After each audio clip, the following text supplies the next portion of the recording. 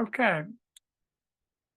In New York, by the way, it is hot as hell, and I have to go out later for a town board meeting, and it's brutal out here.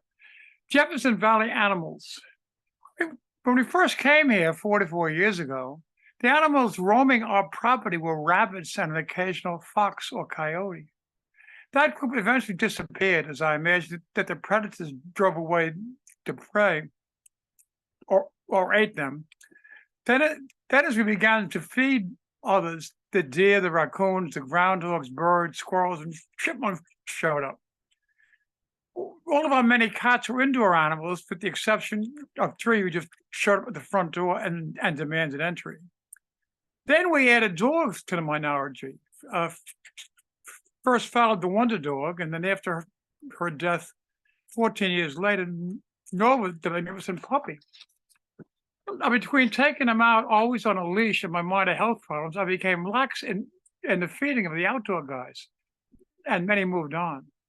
Now I must return to feeding them, if only to give Nova something other than a 14-year-old black cat ninja to bark at.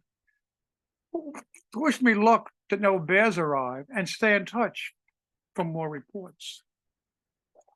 And staying with that theme, longevity. In the first almost 40 years of my life, I lived in 4 inward apartments. I remember 3. The first was birthed on 2. 3 Army barracks, all in 6 months. 3 Riverdale apartments. 1 Westchester cottage on an estate. In the 44 years since, I've lived in 1 Jefferson Valley, New York house. I guess I've settled in.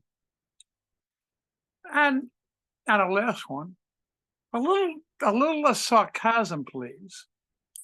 After a recent poetry reading, a friend sent me a note suggesting that I might end my poems with less sarcasm and more uplifting thoughts.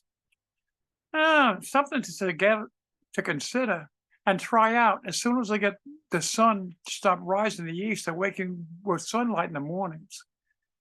In the meantime, uplifting thoughts can be found every Sunday morning at the Church of the Good Shepherd. Thank you for putting up with me once again.